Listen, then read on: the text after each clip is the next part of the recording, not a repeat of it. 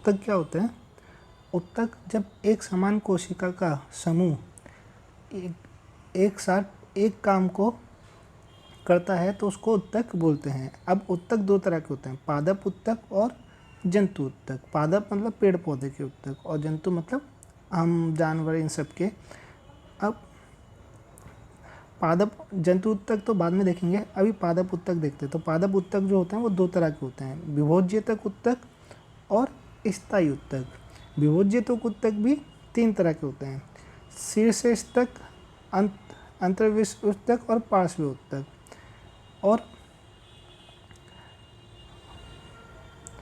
जो स्थायी उत्तक होते हैं ये दो तरह के होते हैं, सरल स्थायी उत्तक तीन तरह और जटिल स्थायी उत्तक। तो इसके अंदर पैरेन्काइमा आता है, सरल स्थायी उत्तक के अंदर कोलेनकाइमा आता है और कोरेनकाइमा आता है, स्केलेनकाइमा आता है, ये स्केलेनकाइमा है। उसके बाद जटिल स्थायी उत्तक में भी दो तरह का होता है, जोएलम और फ्लोएम। तो इसके बारे में आगे जानेंगे। अब उत्तक क्या होते हैं?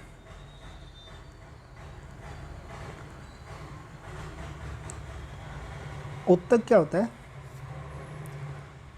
कोशिकाओं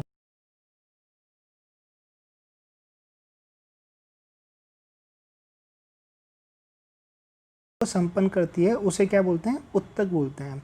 कोशिका का वह समूह जो एक साथ मिलकर एक काम को करती है उसको क्या बोलते हैं? उत्तक कहते हैं। उदाहरण के लिए पेशियाँ क्या है? उत्तक है, ठीक है।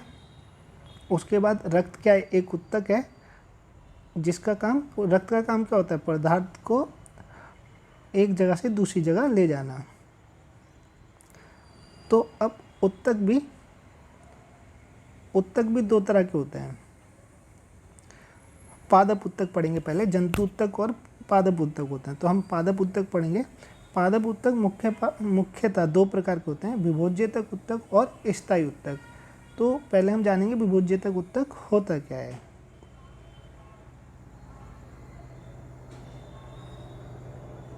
तो विभोज्यतक उत्तक, जिन उत्तक की कोशिका विभाजन करने की क्षमता होती है विभोज्यतक उत्तक कहलाते हैं। जैसे विभाजित होगी तो क्या होगी? एक कोशिका दो में टूटेगी, फिर वो दो कोशिका बड़ी होंगी, फिर वो चार में टूटेंगी। इस तरह से इससे विभोज्यतक उत्तक की वजह से क्या होता है? कोशिका की वृद्धि, जो भी पादप है पेड़ पौधे हैं उसकी वृद्धि होगी। विभोज्यतक की कोशिकाओं पास पतली भित्ति होती है। तो विभोज्यतक उत्तक की कोशिकाओं के पास क्या है? पतली भित्ति होती है, अधिक कोशिका द्रव्य और स्पष्ट केंद्र होता है।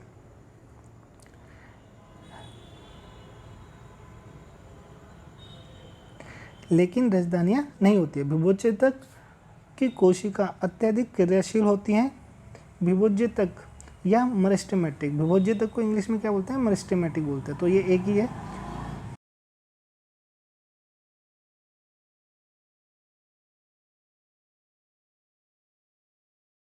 तना क्षेत्र के अनुसार विभोज्यतक उत्तक तीन प्रकार के होते हैं। विभोज्यतक उत्तक कितने प्रकार की होती है? तीन प्रकार की, शीर्षस्थ, अंतर्पृष्ठ और पार्श्व विभोज्यतक उत्तक। इन सब के पीछे विभोज्यतक लगाएंगे, विभोज्यतक उत्तक होते हैं। अब इनके बारे में डिटेल में जानेंगे। तो शीर्षस्थ विभोज्यतक उत्तक मतलब टिप, पेड़ पौधे की जो भी टिप होगी उस पर ये पाए जाते हैं। इस प्रकार के विभोज्यतक उत्तक जड़, तना इत्यादि सिरों पे पाए जाते हैं। सिरा मतलब टिप, तो जड़ों में पाए जाएंगे या फिर जहाँ भी उसका जो टिप होगा, सिरा होगा, जहाँ पे वो बढ़ेगा वहाँ पे ये पाए जाते हैं, शीर्षस्थ। उसके बाद अंतर्पृष्ठ विभोज्यतक उत्तक, यह उत्तक तने की पार्श्व संधियों में पाया जाता है, मतलब तने की वृद्धि को बढ़ाता है। इसके बाद है पार्श्व विभोज्यतक उत्तक, इसको बोलते हैं कैम्बियम इंग्लिश में। यह उत्तक तने, जड़, परिधि की स्थित होते हैं। यह उत्तक तने और जड़ की मोटाई में वृद्धि करते हैं। तो ये क्या है? लंबाई बढ़ा रहा है और ये क्या कर रहा है? मोटाई बढ़ा रहा है।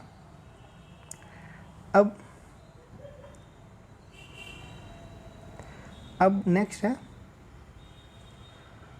विभेदीकरण। विभोज्यतक की कोशिका कई बार विभाजित होने के बाद एक विशेष रूप ले लेती है। विभोज्यता उत्तक की कोशिका बहुत सी बार विभाजित होकर क्या है, एक विशेष रूप ले लेती है ताकि वे विशेष कार्य कर सके। इस प्रक्रिया को क्या कहते हैं, विभेदीकरण कहते हैं। विभेदीकरण के बाद कोशिका का विभाजन रुक जाता है, यानी वे स्थायी उत्तक बन जाते हैं। अब यहाँ पे आता है स्थायी उत्तक। तो स्थायी उत्तक, तो स्थायी उत्तक क्या हो गया, जिन उत्तक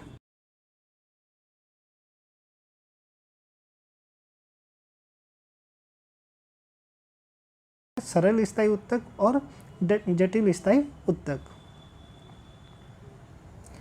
अब सरल स्थायी उत्तक के बारे में जानेंगे। तो जो स्थायी उत्तक एक प्रकार की कोशिका से मिलकर बने होते हैं उसे सरल स्थायी उत्तक बोलते हैं। तो जो स्थायी उत्तक एक ही प्रकार की कोशिकाओं से मिलकर बने होते हैं उन्हें सरल स्थायी उत्तक बोलते हैं। सरल स्थायी उत्तक 3 प्रकार के होते हैं। पैरेन्काइमा जो पैकिंग का काम करती है, स्केलेन्काइमा जो उसको पेड़ पौधों को हार्ड बनाती है, और कोलेन्काइमा जिसके कारण पेड़ पौधों में क्या है, फ्लेक्सिबिलिटी आती है। तो पैरेन्काइमा के बारे में जानेंगे। पैरेन्काइमा की कोशिका अनियमित आकार की गोल होती हैं। इन कोशिकाओं की पतली कोशिका भित्ति होती है। तो ये चीज़ याद रखना, इनकी कोशिका भित्ति कैसी होती है, पतली होती है। कोशिकाओं के बीच में खाली स्थान रहता है। इसकी कोशिकाओं के बीच में क्या है, खाली स्थान रहता है, ये भी याद रखना। कोशिका प्रक्रिया बंधन मुक्त होती हैं और जीवित होती हैं। तो इसकी जो पैरेन्काइमा की कोशिकाएं ये क्या होती हैं, जीवित रहती हैं। पैरेन्काइमा उत्तक पादप में कोमल भाग में पाया जाता है। पैरेन्काइमा का मुख्य काम होता है भोजन का भंडारण या फिर स्टोर करना, रखना। कुछ पैरेन्काइमा उत्तक की कोशिका पर्णरहित होती हैं, जिसे वर्णरहित होती हैं। यहाँ पर वर्णरहित होती हैं। वर्णरहित पाया जाता है जिसके कारण प्रकाश संश्लेषण हो पाता है। ऐसे उत्तक को क्लोरेन्काइमा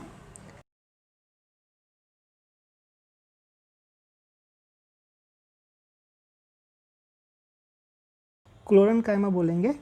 उसकी वजह से पेड़ पौधे खाना बना पाएंगे, ये सब काम कर पाएंगे। जलीय पौधे में जलीय पादप की पैरेन्काइमा कोशिका के बीच हवा से भरी गुहिका मतलब खाली नलिकाएं होती हैं, जिनके कारण पौधे पानी पर तैरते हैं। ऐसे उत्तक को एरेन्काइमा बोलते हैं। एरेन्काइमा क्या है, जो पैरेन्काइमा में खाली जगह होती है उसमें क्या है, हवा भरी रहती है, जिससे जो पेड़ पौधे हैं जो पानी में रहते हैं वो तैर पाते हैं या ऊपर रह पाते हैं। नेक्स्ट है स्कोलेन्काइमा। तो स्कोलेन्काइमा क्या होता है, यह उत्तक मित्र कोशिका होती है। इसकी जो कोशिका होती है कैसी होती है, मित्र कोशिका होती है, मरी हुई कोशिका होती है। इसकी कोशिका भित्ति क्या होती है, मोटी होती है।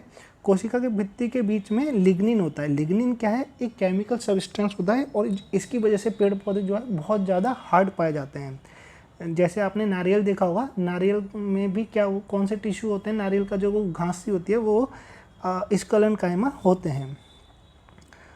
कुछ कोशिका की भित्ति मोटी होती है। इसमें कुछ कोशिका की भित्ति क्या होती है, मोटी होती है। कोशिका के भीतर खाली स्थान जगह नहीं होती। इसकी कोशिका के बीच में खाली स्थान नहीं होता। स्कोलेन्काइमा पादप के कठोर भागों में पाया जाता है। ये पादप में कहाँ पाया जाता है, कठोर भागों में पाया जाता है, जैसे तना, संवहन मंडल, पत्तियाँ, सिरा और फलों के छिलकों में स्कोलेन्काइमा पाया जाता है, जैसे नारियल का हो गया ये सब। अभी नेक्स्ट है पादप की यांत्रिक दृढ़ता। ये पादप को क्या है, दृढ़ता प्रदान करता है, स्ट्रॉन्ग बनाता है। दूसरा आता है कोलेन्काइमा।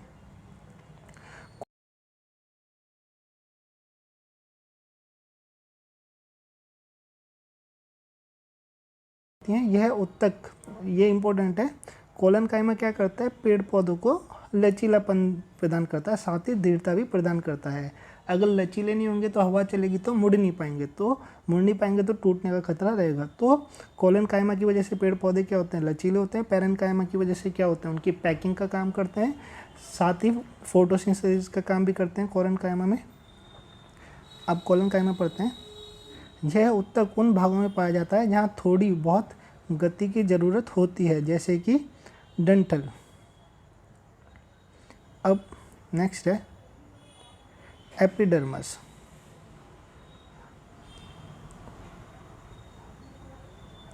तो एपिडर्मस है नेक्स्ट। एपिडर्मस कोशिका की सबसे बाहरी परत, कोशिका की सबसे बाहरी परत को क्या बोलते हैं, एपिडर्मस बोलते हैं।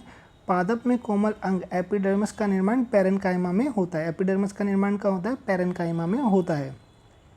एपिडर्मस का काम होता है सुरक्षा प्रदान करना। ये क्या करता है, सुरक्षा प्रदान करता है। अभी एपिडर्मिस क्या होता है कि पेड़ पौधों में पानी का लॉस होने से बचाता है। एपिडर्मिस के ऊपर मोम जैसी परत होती है जिससे जल का क्षय रोकथाम किया जाता है, मतलब जल को हानि होने से रोका जाता है। ये परजीवियों से भी रक्षा करता है। अब एपिडर्मिस की कोशिकाएं अक्सर चपटी और एक परत की होती है। अब नेक्स्ट है कोशिका के बाहरी बगल मोटी भित्ति होती है, इसमें कोशिकाओं के बीच में खाली स्थान नहीं पाया जाता। अब एपिडर्मिस जो है ये पेड़ पौधों में